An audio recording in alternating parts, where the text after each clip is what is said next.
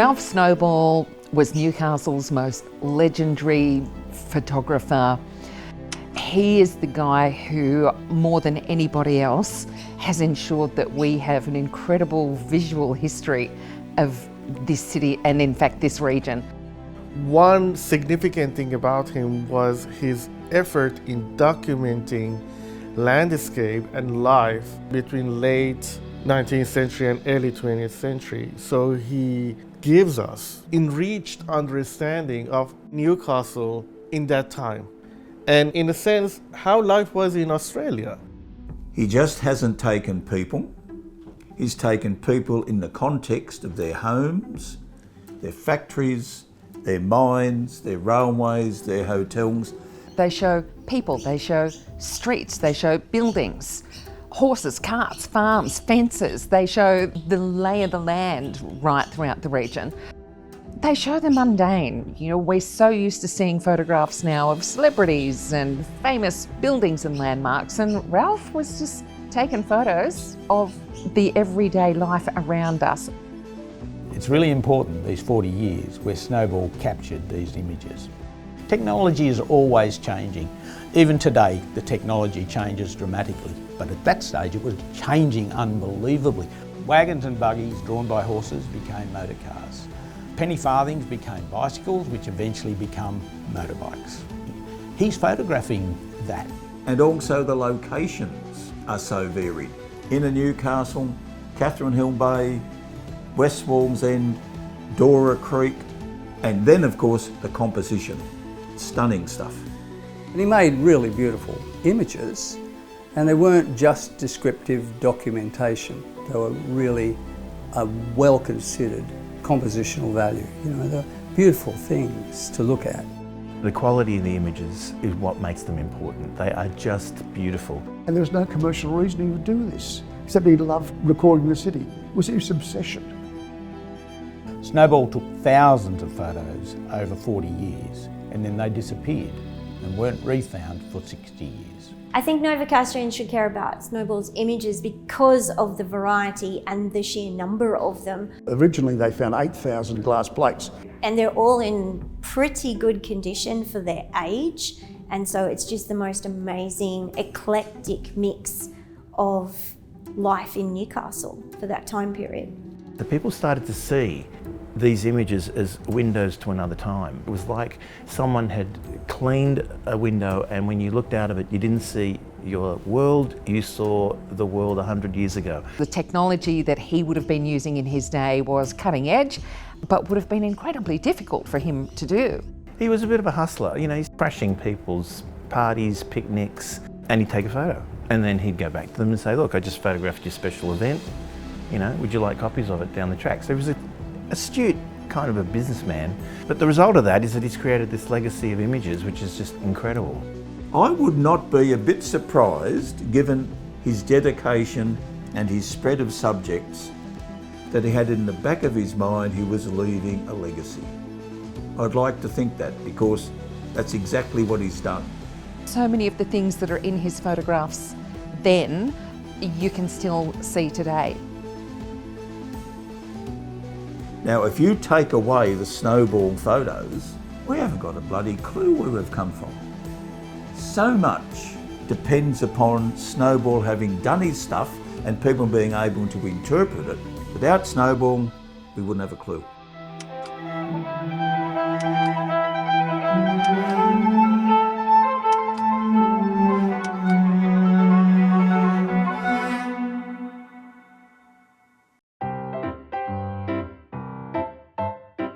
Ralph Snowball was born in 1848 in Durham, Northern England.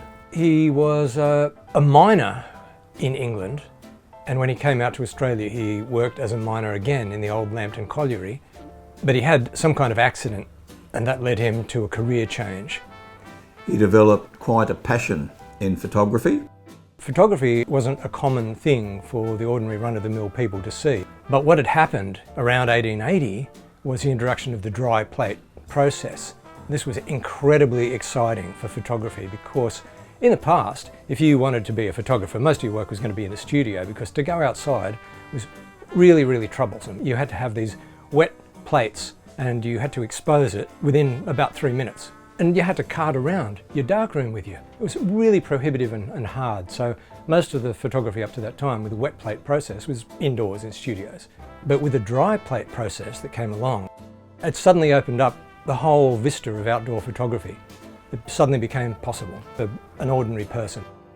So that's the great thing about Snowball. He came right at that time when it was possible to do outdoor photography on a big scale, and that's what he did. And so that was the amazing thing, and that the timing was absolutely perfect for him. He liked to do his outdoor groups, he liked to do buildings, he liked to do landscapes, workplaces, coal mines, and that really hadn't been possible until that point. Looking at Newcastle now is quite different. The whole point of Newcastle was it was underlain by all these coal seams that people were exploiting. Each time people found a new place to access the seams, you'd get a little settlement would arise, and that would become a township. There are all of the little villages that have grown up around the coal mining. Even Cook's Hill is a village. You got to the point where they all had their little councils and their council chambers and little communities, and they were separated by areas of swampland and bushland and grassland. And so sometimes it was a fair old hike from place to place in the Newcastle area.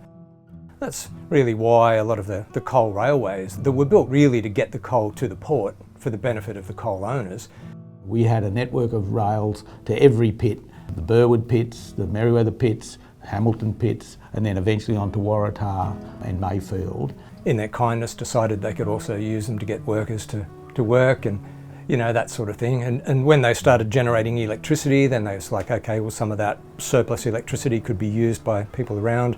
The mines made cottages available to people. You know, so you got these communities that built up, and Snowball's community was Lambton. Ralph Snowball followed the people. He followed the work. He followed the development. And those people, they had a spirit, a community spirit. But you've got to understand their hardships, because they were difficult times, and they had to be strong to survive. And a little bit of mixture of humour filters out in these photographs, and we see that humour. That was part of them. That's how they got through the days. He was really a social history documentarian. Newcastle was moving from being a coalopolis, and you get to the end of the coal mining boom when the people who were chasing the resources are having to move up the valley. You're moving up to what we call the coal fields, you know, Cessnock and Curry, that kind of area, South Maitland Field. Newcastle's identity was being forced to change. Snowball is actually recording changes from village to city, from working class to an internationally known port. You know, there wasn't much in terms of civic buildings, and he captures a lot of them being built. A big post office, for example, suddenly gets built. Another construction project that he photographed was the drainage of not only inner city Newcastle and Cottage Creek, but also of what was Styx Creek out at District Park, basically where the stadium is. Photographed how the work was done with the workmen in the drain doing the work. So when you look at this image, it looks like a wasteland.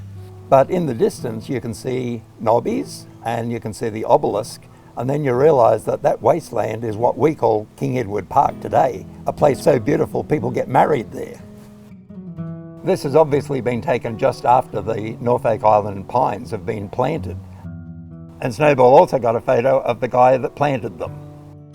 The ocean baths, that under construction, is an amazing set of photographs by Snowball. Same with the obelisk. The obelisk is an interesting piece because when they took the windmill down that used to be on the hill, all of the ship's captains complained. So they needed something to be built on the windmill side, and that was the obelisk, so that the ship's captains could see it from the ocean to identify where Newcastle was on the coast. Amazing that Snowball gets those photographs of that.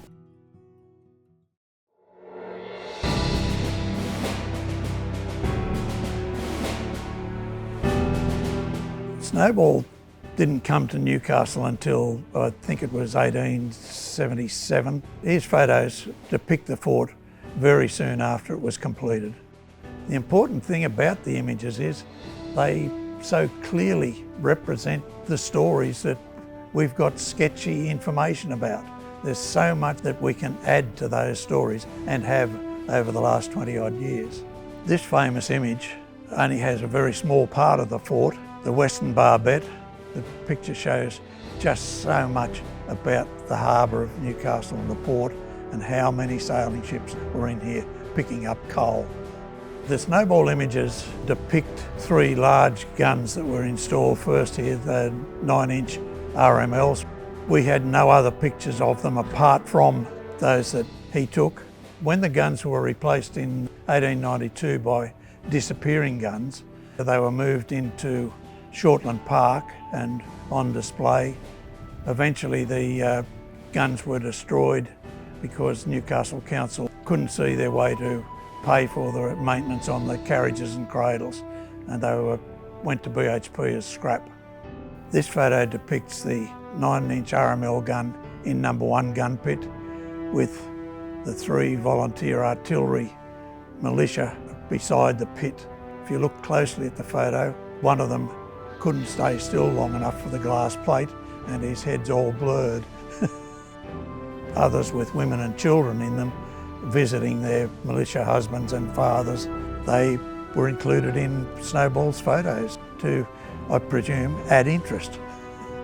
This image shows some of the militia on the day after there had been a major miners' strike and riot.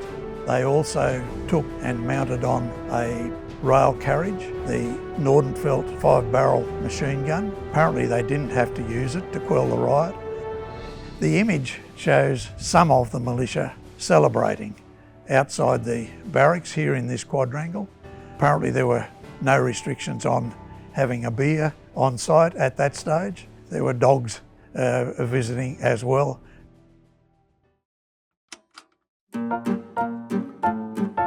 Snowball captures all of the pubs that really came out of the coal mining town, a pub on every corner. In fact, one on every corner and one in the middle of every block as well, which he photographed pretty well from top to bottom. I've had a mild interest in hotels. I suppose I've been involved on the consumption side for a while. I've probably written about 23 books over time, 4 hotel books, and Ralph Snowball photos are generally on the cover. I've probably used 70 Snowball images. Have a look at that photo and see how males and females have been separated. You often find females on the veranda because that's part of their domestic duty near the rooms. But the majority of the men in that photo at ground level have got musical instruments. And then there's a dog in it, and the dog is sitting up begging. What a magnificent photo and a magnificent social comment. He seduced them all with his magic box. He's got all the patrons outside, he's cajoled, come on, get out there, come on mate, you can do it. Bring out your beers. They're all there together, clinking their beers with their funny top hats and their waistcoats. It's a massive humanity. It's saying, this is a snapshot as life was on this day, say, January the 30th, 1890, at this pub.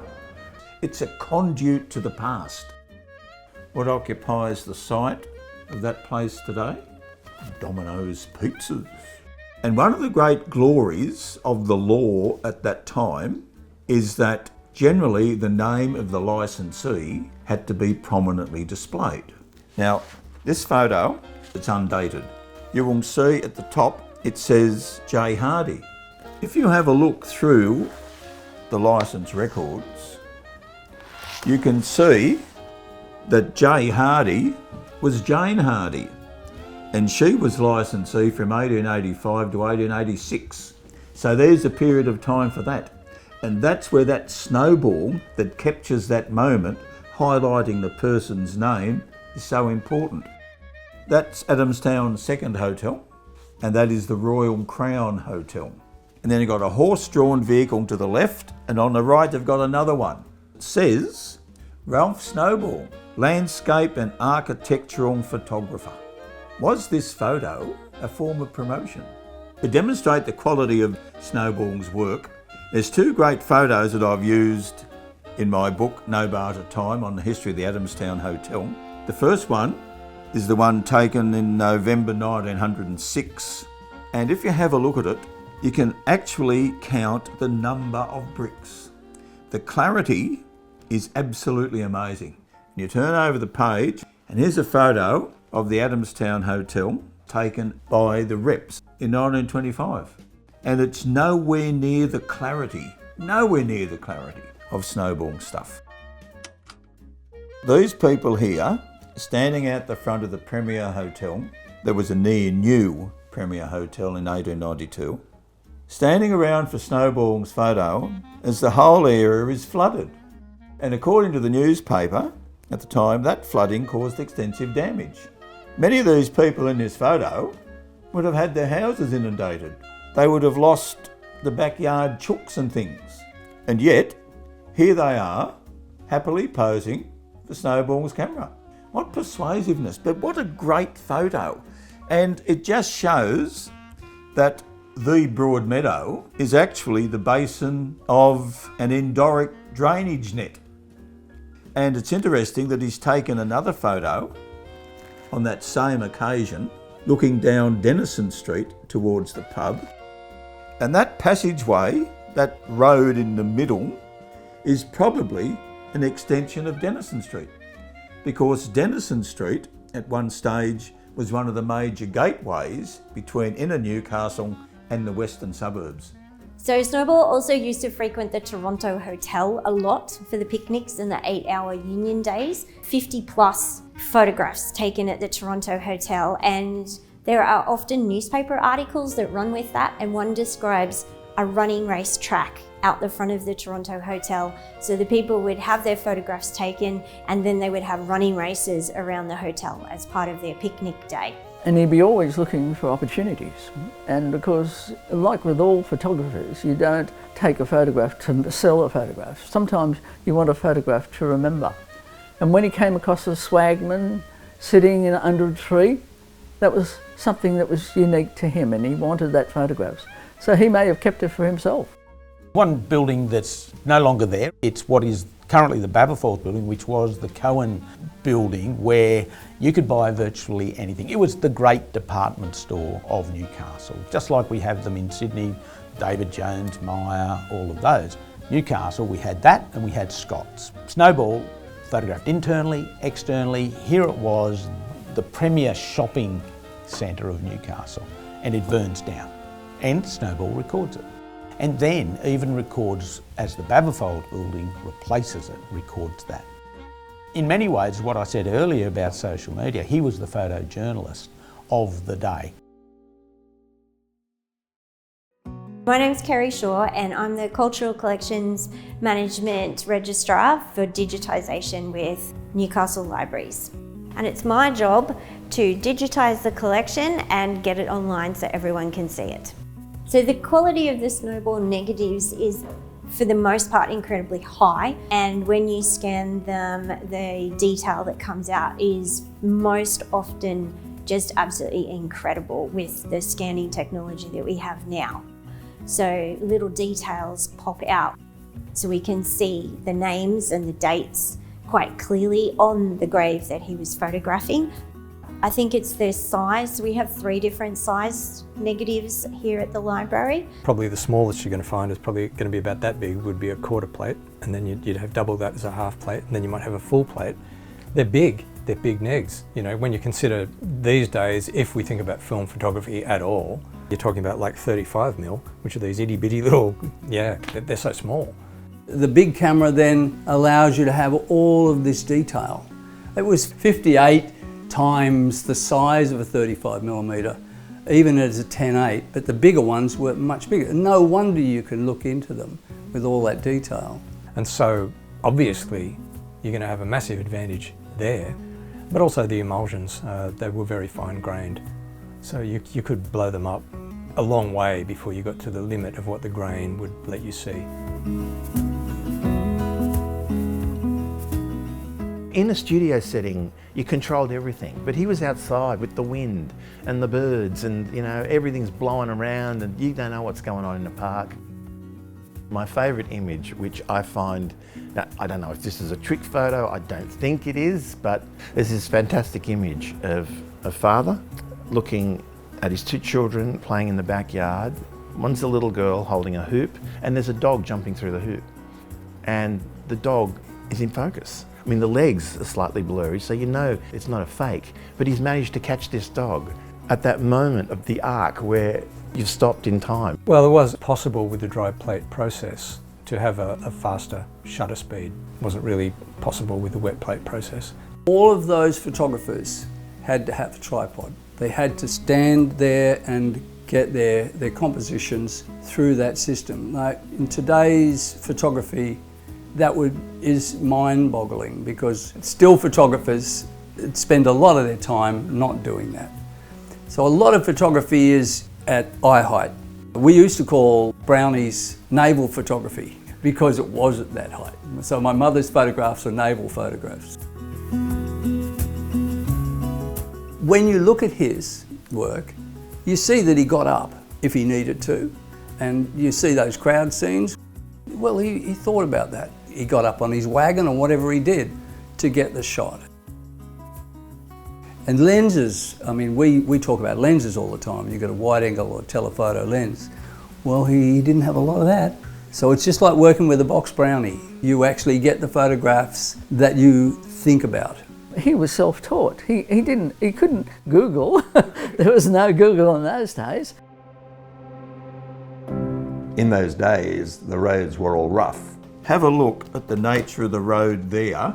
That's what he would have to have travelled around, and that would have taken hours. So he would arrive with all of his equipment and had to set it up, put a cover over his head to look at the image on the back of the screen, open up the lens, think about the light, and then make an exposure to suit that. He did remarkably well. Snowball was a really clever guy, and he actually was able to use the kind of light and shade, but also compositionally. You have to look at all of your compositions upside down, inverted. It does your head in. And then you've got those really complicated images that he took that I would have some difficulty, like looking at the gun emplacement shot, looking out to sea against the light, people standing in the shadow, people standing in the light, and he gets it all. And these images were so crystal clear. I can remember when they first started going up online, I had people coming in talking to me about the top men miners image. And these researchers could tell me what jobs these people were doing just from the filth on the clothes.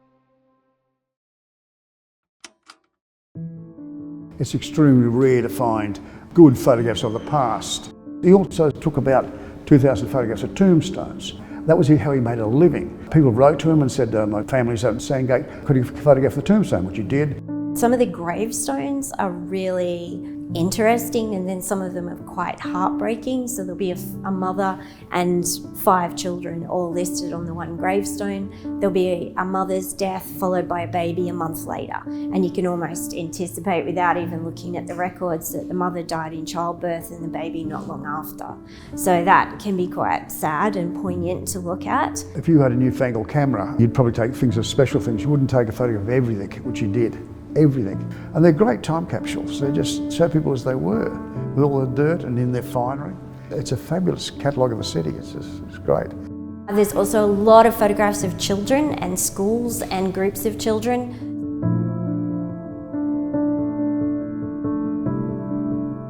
He must have been patient. So we all know what it's like trying to get children to sit still, let alone sit still for as long as those photographs took. Yeah, there's one photograph which shows the mine and the men that worked in the mines. When you go into the photograph in detail, there's all these young guys in there. They're filthy dirty, but that's how life was. It was work, work, work, work. There's also events, sports days in particular. There's photos of tug-of-war. The Newcastle Bowls and Tennis Club. They had the striped blazers laying down on the grass with their bowls in front, and for some reason that used to tickle me every time I used to look at it. There are also family portraits, portraits of babies or young children that have passed away. It might seem a little bit macabre for us to be photographing a dead baby, but they have that. His photographs took over from the drawings of the wagons in the advertising newspapers to become photographs. So that's why A lot of businesses wanted to be photographed. Butchers wanted to be photographed so they could actually sell their produce in photographs in newspapers and magazines. There is a wonderful series of billboards that tells us not only about what was being advertised, but who people were, where they were, because it gives their addresses and things like that. So as we try to find out who lived where or who had a business somewhere, it's generally on one of those billboards that says, here it is. And you can read everything out of his photographs. The negatives are so clear that produce the images, we can read down to the very finest number. One very interesting thing is that people posing before they get into the train. Like, train at that time was a big thing and you would have dressed up. He documented everything. So I think it can be categorized as an ethnographic resource. So yeah. Must have been an absolute master in terms of generating interest in his work to such an extent that people would come and pose for him. And it's not posing for a microsecond with the slow shutter speed, you're posing for a fair length of time. He recorded Newcastle, recorded in such quality that you can interrogate every image he took. Being an architect who's a conservation architect, that's really, really important, because it shows us construction, it shows us all the detail. It is the most used archive that this company uses when we are doing heritage reports, assessments, all of that. Yeah, this image always intrigued me. It's obviously a stonemason's yard down on the wharf opposite the Argyle House, which was the AA Company office. What also interested me in this photo is Snowball's wagon and horse are shown in it. So it's clearly one of his photographs. For years I wondered where this stone ended up, and we found there were two consecutive images, one on one day, one on the next day. And on the next day we find this image of the post office in Newcastle being built. In the stonemason's yard, clearly they're being dressed as classical columns, and the building that expresses that the best in Newcastle is the post office with its classical columns. So clearly the stone, the yellow block stone from Sydney, had been brought on boats, unloaded, the stonemason dressed the stone at that position, and then the stone was transported to Hunter Street and the post office built in 1903, 1904. Snowball records that. Following the 1989 earthquake in Newcastle, we were very lucky to be awarded the project of conserving the cathedral on the hill in Newcastle. The first thing we had to do was a conservation management plan, which meant we had to research how the cathedral was built. A significant part of that research was studying Snowball's photographs of the cathedral over a period of nearly 20 to 30 years, where it stayed half built. No roof, nothing, right? It actually started to get into disrepair because nothing had advanced for 30 years, because there was an argument between the architect and the dean at the time. But Snowball's photos document them incredibly well. But he also captured the previous church, which was a small convict-built, Lysart designed church. I manage a Facebook group called Lost Newcastle and companion website of nearly 80,000 members. And as soon as somebody pops a Ralph Snowball photograph in there, it erupts because people just love them. Members who are just obsessed with Ralph Snowball, and they will go over those photographs with a fine-tooth comb and point out different features in it that, you know, at a quick glance you might not have noticed. So this is a guy called Jack Burnley, and he was a second-hand bottle dealer and a bag merchant, which at the time, those people were actually described in the newspaper as the lowest of the low, and it was a profession undertaken by criminals. Jack Burnley lived near Ralph Snowball, so they would have known each other. But the war records show that he was a bugler. You can zoom in and see the bugle in the photo.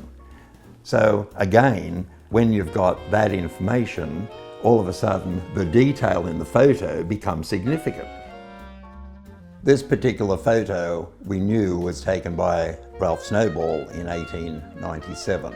They're all dressed up And the title of the photo was The All Nations Fair. And the article listed out the names of every one of these people and what they were dressed as. So there's Russians and Swedes and all sorts of things. So it's beyond just the British Empire. Practically all the white residents of Newcastle at that time were immigrants. Snowball himself had come from Durham in England. You had people bringing their own ways of life and their own costumes, their own fashion, such as it was, you know, all the customs. And so this kind of transplanted community in a strange setting. People at that time really appreciated the fact that Australia was a place where hard work could be rewarded. They'd come from places where it wasn't really like that. And so for ordinary blue-collar people, you could make an honest living here. They would write home to people back in the old country and say, this is so different, this is amazing. And you see that in the people, you see their dignity. And I think that comes through in the group portraits of the miners, the shopkeepers outside their stores. There's a lot of character in the people, and I find that interesting.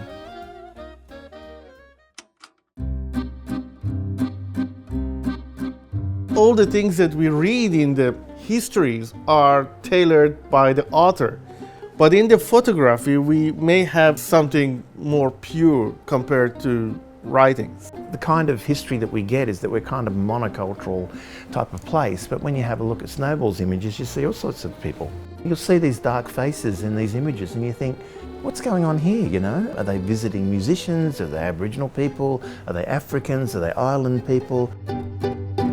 There's also street scenes, and those street scenes probably had a purpose. This photo here is of Elder Street in Lambton looking west. It has flags and there's some people standing there. And what it was the return of a guy called Lieutenant Albert McEwen, who came back from the Boer War. And he was a significant enough person in the area that the Mayor of Lambton at the time went into Newcastle to collect him from the station. And every street corner between Newcastle and Lambton was filled with crowds of people. And with a slow shutter speed, you can't get action very well. So a lot of people complain about no one smiling, but they were told not to move. But there was one image. The lens is looking at Hunter Street in a perspective. So you could see the lockup, you could see the post office. You still can see some of those buildings now. Like, it gives you a window to the street that you know now and what it was in that time. My favourite image in the Snowball collection was taken in 1888, and it is of the Newcastle Asylum. It shows the beautiful gardens that were in front of the women's section of the asylum. And of course we don't use those terms today, asylum, but it just shows how long mental health care has been on that site.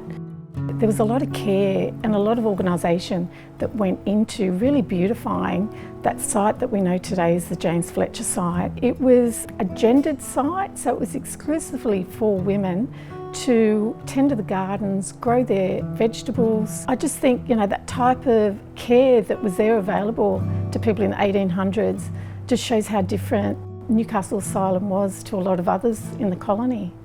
The massive photographs that he has of annual picnics, which way back when were a thing, whether it was shopkeepers, whether it was breweries. The brewery ones seem to have thrown up the most interesting photos. And one could easily assume by the time this photograph was taken that a few of their own beverages may have been enjoyed. But you could look at this photo and just go, that pair over there, they got it on. Lambton Shop Assistants Picnic at the lake, the 26th of February 1891. So there's that many shop assistants in Lambton in 1891 and they went for a picnic at the lake? Maybe there's a story behind that. So when you look up the newspaper, on Thursday, the local shop assistants from Lambton held a very successful picnic at Belmont. And early in the morning, 5 busloads left Elder Street, Lambton, and they were afterwards joined by another 10 loads of buggies, 12 the number from the surrounding townships. After refreshments had been partaken of, various games were indulged in, and the picnickers all returned home at sunset, safe and sound.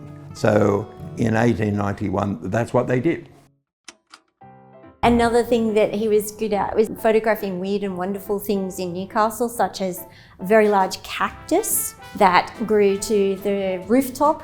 He liked to frequent the beach, so we have a Newcastle promenade with all of the women in full dress, with the hats and the parasols. And we have one photograph of a lady in full dress, and the children obviously didn't own bathers, but also that they were giving the photographer some gestures which see through the test of time. So sometimes there's a little bit of a surprise when you uncover these photos. There's always this stray dog just wandering by, having a bit of a look, and often the blurry tail is wagging or something, or the dog's head's moving and it's kind of blurred. There's just so often there's a dog there. There was a rather interesting handgun appearing in some a couple of weeks ago just at a picnic, so not quite sure why he had a handgun at the picnic. It's just a normal, ordinary group photo, but someone's hanging onto a gun. What's the story? They reward close examination, that's for sure. There's pictures of a dead horse. Not quite sure what the artistic value of that was. We have a couple where he has highlighted a person by scratching the emulsion around them, and then he has scratched out their faces of a few. Who knows why? There's one at least that I can think of where he's hand painted the sky in, 1890 photoshopped it. Some of my favourites are the different facial hairstyles, the mustaches, the mullet chops, the beards. This particular photo shows a contingent of police who might have been there as strike breakers or to prevent trouble happening. And remember that back in these days, someone with a camera was pretty novel. And if you zoom in, you will see that there's a boy standing on the back of his horse, and he would probably chuffed for the next 10 years going home saying, "I got in a photo, Mum." He's photographing a mine, but in the foreground are these two sets of little boys, and they have billy goats strapped into billy carts. And they look proud as punch to have these little billy goats all strapped in. And they obviously came across Ralph doing the photograph and decided to insert themselves into the photograph, which is just absolutely gorgeous. One that I came across when we went through a box full of prints that we had, it was a bit scary when I first pulled it out because all I could see was little heads on sticks. But when I pulled the photo out, it was only really little, and we had to put it underneath the microscope to go, what exactly are we looking at here? So when we're going through the collection, quite often we'll get like little glimpses of Ralph.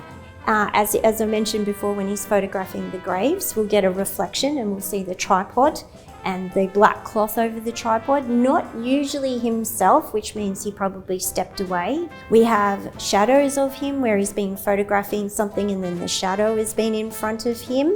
A shop window and a mirror. So yeah, there's little glimpses of Ralph, but we have not found a photograph of him taking a photograph anywhere in the collection so far. Recently, we've had some new items donated by a member of the extended Snowball family. So there's some new photographs of Ralph and his wife and their children and some grandchildren. There's a couple of documents that go with that list their children's birthdays, times. It's like born in the morning, but by the time he got to the last one, there's just a date. So maybe he was a bit tired of writing it by then. Examining him through his photographs, and I love his photography. I don't know what kind of a man he was. He was a mason, he had a lovely beard. And he was a churchman as well. He was a Sunday school teacher, he was a valuer also. So he had a great expertise in valuing land. In one of the photos you can actually zoom in and see that he was an insurance agent as well. Definitely a businessman because he took his little wagon everywhere. He was a member of the Mechanic Institution. He was a busy fella, but he was a very popular person in the community because he was connected to all those things. He used to drag his kids around with him to help with the photography, especially if there was large amounts of people. And some of the photographs he took, there was 200 plus people in his photographs. story about him not being the world's greatest family man, well, who knows? I mean, many of us aren't. Well, I'd say every now and again when he returned home, he probably would have had to have signed the visitor's book. Snowball, with his work, he'd devote most of his daylight hours to travel and photography, and at night developing the stuff, and any time left over would be to the family. So I don't think they would have seen a lot of him. The kids resented the fact that they had to develop the photographs when he returned, and they rather play in the yard or have fun. They didn't like photographs, they didn't like his cameras. Going up and down Hunter Street when he was photographing, I think at weekends, he'd take a photograph of a building and then move along. So I think that the kids accompanied him on that, and they hated them. That could have been possible, but I don't know that bit. Yeah. I'm Robert Snowball, and my great-grandfather was Ralph Snowball, the photographer. From the impression I get, he was a sincere, devoted family bloke that used to get round with his photography work, with his work with the church, these masons. Very devoted sort of bloke of the time.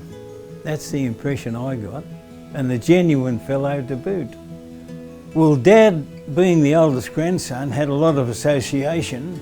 He used to go around with him weekends and school holidays to take all these photos. They used to go out in the horse and cart or the horse and sulky. Well, Ralph was a butterfly collector, and the old story of going out to Swansea Belmont Strait, and on the left it's still there, but it was very swampy. And Ralph used to like to get in there to collect his butterflies, and Dad used to spot out for the black snakes. Ralph wouldn't take any notice of snakes, but he was too interested in getting butterflies. Yeah.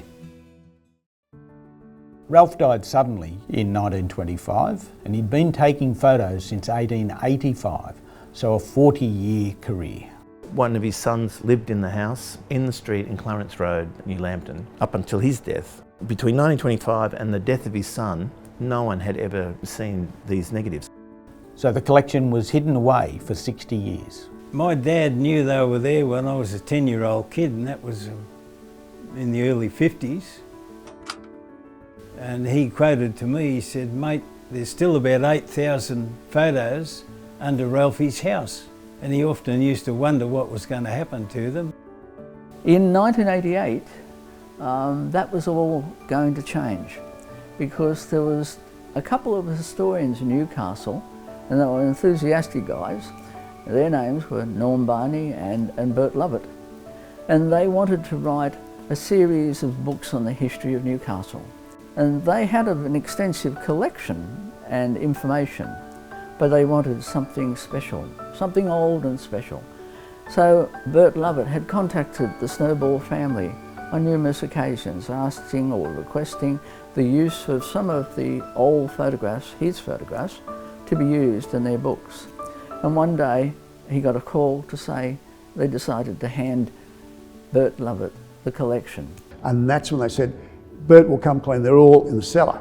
So went down there, and there's the photographs, 8,000 photographs in the cellar. As Daphne Barney told me, that when Norm first encountered the Snowball collection, he was just like a kid in a lolly shop. It was just so incredibly exciting, because Norm had that interest in history, and to find this stuff that shed so much light on where things were, what things used to look like, what used to be where this was. And of course they got the collection, they moved it to a garage in Newcastle, and they placed them on a table, and they started to sort through the collection.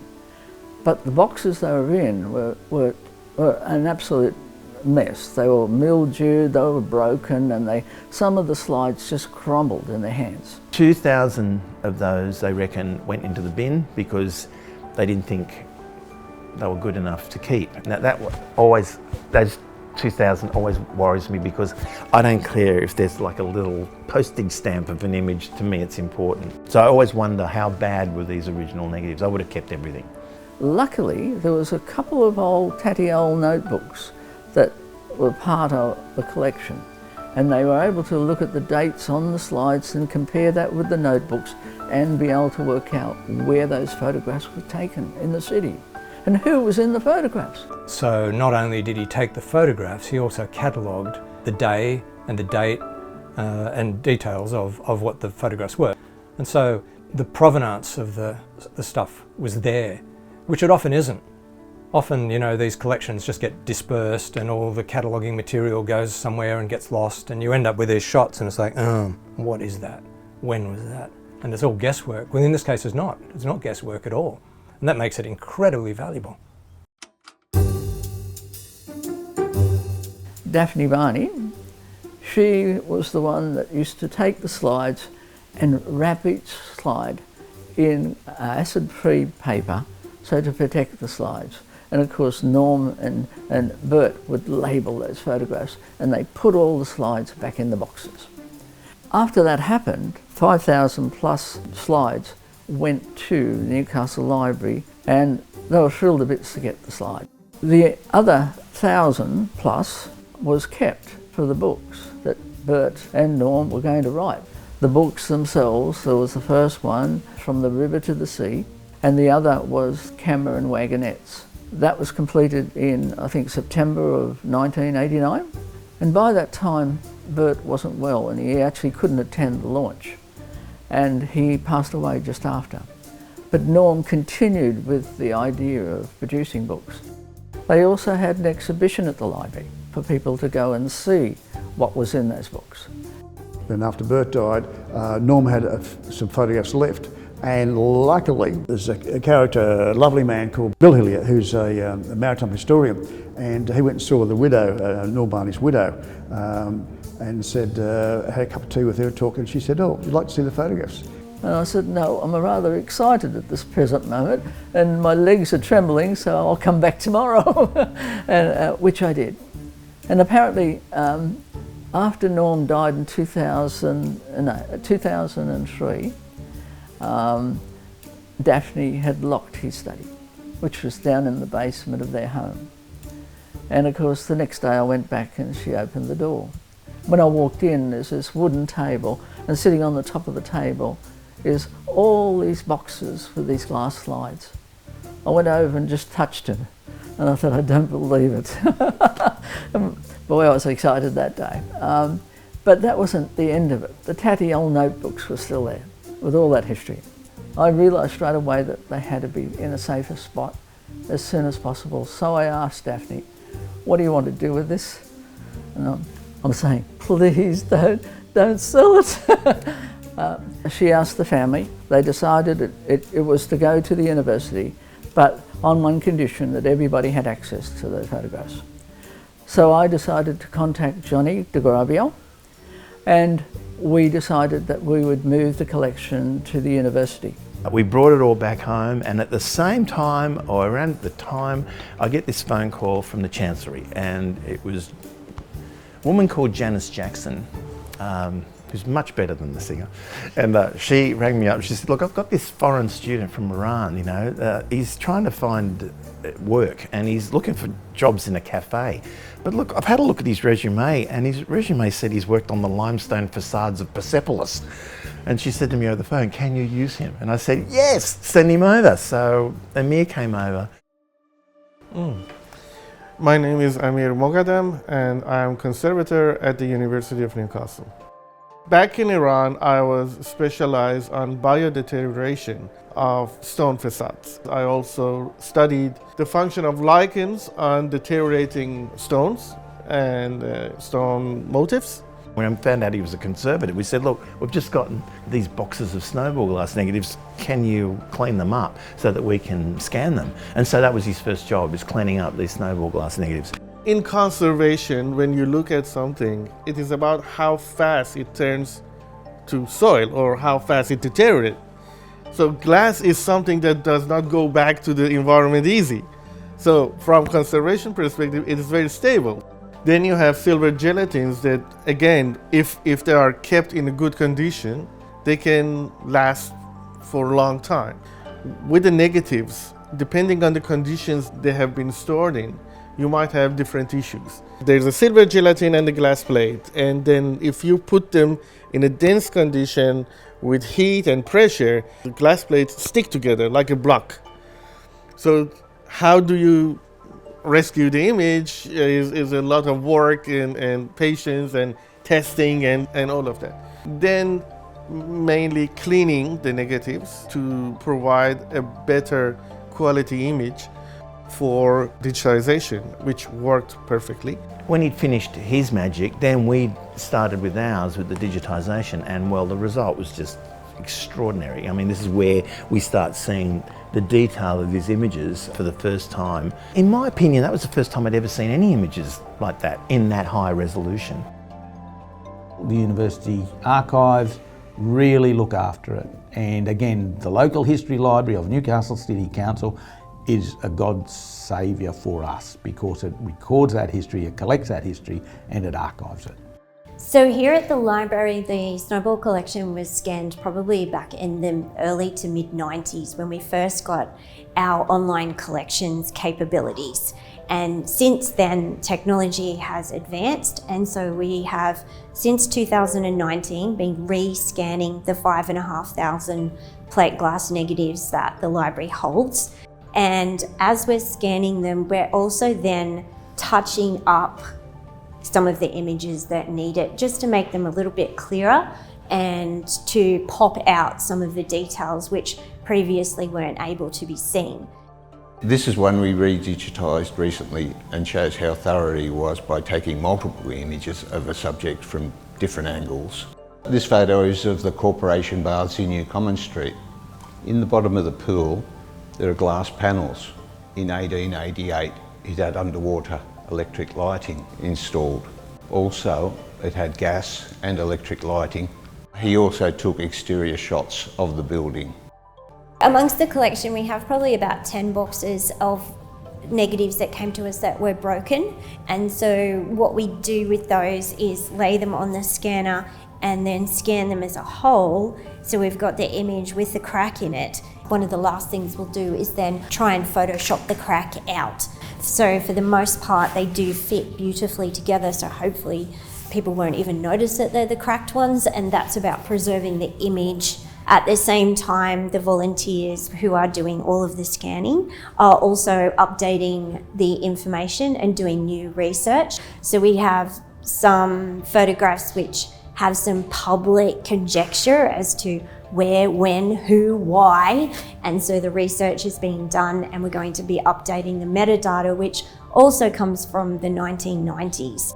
And then there's the storage of the actual negatives and the prints and all of the bits and pieces that go with that, the archival paper and the boxes. We just need to be careful with the 6,000 items that we have in the collection and make sure that we're looking after them and maintaining them both digitally and analog physically, so that they can last another 150 or 200 years at least. Here we are with a brand new mural of photos taken by Ralph Snowball, and I hand-picked those photos to represent the township of Lambton over 100 years ago. Ralph lived in New Lambton, about a kilometre away, so we're very fortunate that the photos that he took in Lambton still exist, and the buildings largely still exist. So we have like a Pandora's box, if you like, of life in Lambton through the buildings. And if people come to see this in real life, every photo has got details in that will delight someone. No matter what age, you'll be able to spot something that no one's ever seen this before. And this new mural, I think, looks pretty good. He would be proud to see his work up there. The future's very uncertain at the moment, because with the rise of digital technology, that's been great as a communication tool. But people tend to think now that digital somehow is more important than the physical world. It's not. You know, the resolution that was taken by Ralph Snowball using a box is still higher than most of our digital cameras that you'd like to buy. It's an illusion to think that something that primitive isn't that sophisticated. The amount of information that was caught on that glass plate in that box with that light is enormous. So you look after these things, you look after these glass negs. The digital world has got all its own problems about where the images go. I mean, people can't even access things now on their computers go down, they'll put them on a CD-ROM. What's a CD-ROM? They used to put on disc, what's a disc? I mean, you know, the technology changes so fast, and people's wonderful images, well, where have they gone? So keeping the physical is very important. Keeping the physical in a public institution, I think, is even more important. Ensuring that that is safeguarded is great. And then what's come around the corner? AI. More than any time else, at the time of AI, having original images in place is of a great importance. Because while AI gives us possibilities to restore image, it also gives ability to people to manipulate images. It can de-authenticize an image. It can start, if you don't like the cloud, the Google ad says, take a picture of a beach. You don't like the beach, get rid of the beach. You don't like the balloon, get rid of the balloon. If you don't like the sky, make it whichever color you like. That's not an authentic image. That is a fake. It is very important to keep a first-hand primary source available for the time that they are needed. We may not need them now, but we never know who needs them in future. The survival of Ralph Snowball's collection ensures that he won't be forgotten, and future generations will enjoy his photographs. We all now have access to that collection. There are thousands of photographs. So have a bloody good look at this collection. Your family will love it if you can find a great-great-grandfather. It's all local stuff, and I hope it all stays here and the images increase to the modern day population we've got in this great old town.